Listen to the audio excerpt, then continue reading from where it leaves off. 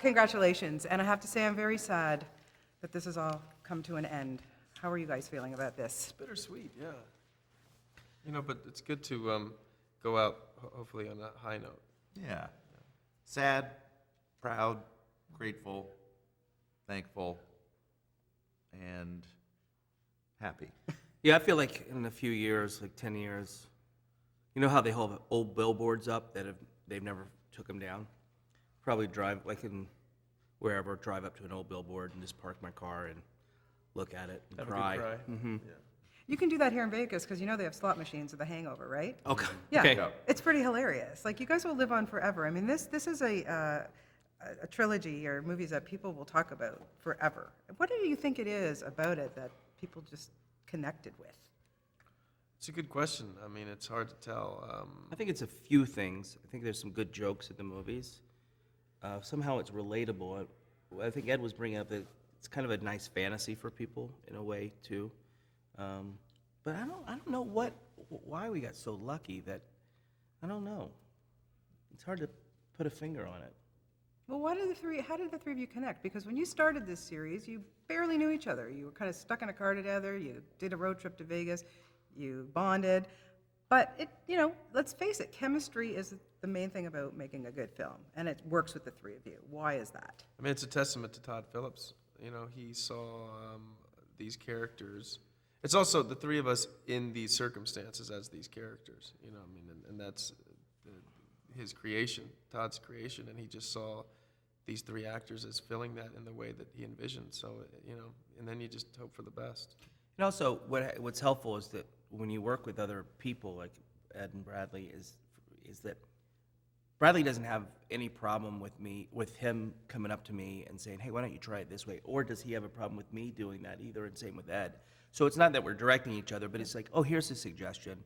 So it's very collaborative that way. And Todd lets us do that. And I think it helps the movie.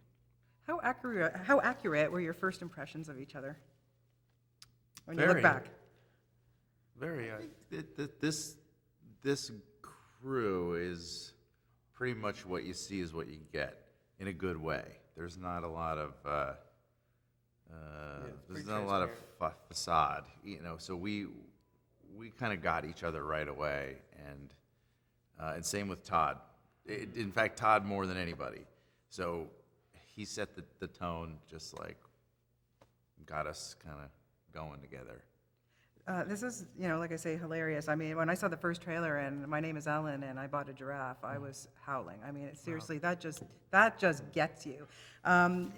Zach, when you read this script, I mean, was there anything, or any of you, when you read Todd's stuff and you go, really? Like, we're going to do this? Do you ever get shocked at what that guy writes? Always, each movie, you think, how is this going to be filmed? Yeah, I look at these scripts sometimes, and my first reaction is like, no way. No, not going to do that. And then, for some reason, it sinks in, and it just like, once you've lived with it for a week or so, it's like, I guess I'll do it. And then by the time we're shooting it, it's like, yeah, this is going to be great. So, I don't know. These movies definitely, for me, I'm a pretty reserved guy, but so they've pushed my comfort zone, but in a great way. I'm so proud of it. Zach, how about for you? I mean, man, you're shining in this one big time. Well, I was just trying to think about reading the script for the first time when Ed was answering it. Yeah, for me, you read it, and then I forget about until a couple of days before we're shooting a scene. Oh yeah, I've got to do this now, or take my pants off, or do this or that, and I think I purposely forget because if I think about it too much, I'll start protesting that I don't want to take my pants off or whatever. So you just have to kind of take a leap of faith with these movies and do what's best for the humor, really. You guys obviously have a shorthand, but is there a secret weapon as to not breaking into laughter? Because I can't imagine how you get through scenes. I think... Go ahead, Ed. I do have a secret weapon because I have a bad problem. I laugh at these guys all the time. I laugh on The Office. I laugh at that whole cast. They're so funny.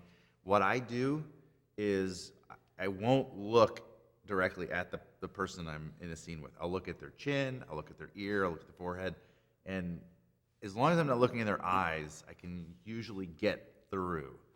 But That's a little tip for you. Little tip. Use that. How about you, Brad? Come on, spill the beans. How do you not break into laughter with Oh, these we do. guys? The answer is that we do break into laughter. Yeah. And Yeah, Zach? yeah, well, I think you don't see those parts in the movie, but yeah, it's edited out. Really? Yeah, Oh, yeah, damn. but there have been moments where, yeah, it's. I mean, we've been talking about it, but on the first one, I had to walk off the set because I couldn't. I was too embarrassed, and I was also giggling so much. And what makes it even worse is that Todd, in a way, gets mad at us for that. It because wastes it wastes time. time. Yeah. And Yeah. which makes it even funnier to me. You know, when you have a disciplinarian there telling you don't laugh. Who, by the way, laughs throughout every take. I know. Yeah, he's laughing throughout the But whole movie. when we laugh, he gets upset. Yeah. Yeah. He'll He's- ruin takes. Come on. Come on, Gal. Come on. 2 words, Ken Jeong. Man, is he ever hilarious in this one? And how he stepped it up from the first one to this, and what we see. Again, like just working with someone like him, having John Goodman in this film, in this one. Really, Melissa like, McCarthy. yeah, Melissa McCarthy. I mean, the stuff with you, I wanted to find a sucker and have a sucker with you today. Like, honestly, you guys kind of look back at this and go, wow, what an amazing period in my life. Yeah. Yes, for sure. For sure. It's gonna be. Yeah, it's weird. Downhill from here. It's weird. It was a nice run. Yeah. It was a good run. It was a a good run. 5.5 year run, and Yeah, we did it. it's all It's over. been a good career. Yeah. That's kind of the saddest part. Our applications are at the door. Yeah. Yeah. And I have to address The Office because I never ever missed an episode of every season, and I'm very sad that next Thursday is the last one. And for you, especially to have to say bye to Andy and to Stu in 1 year, I mean, really, you know, what's that like for you?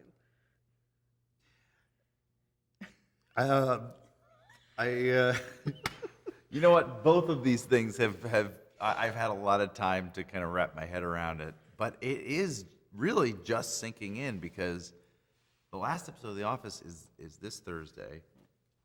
The last episode of The Hangover is 2 weeks later.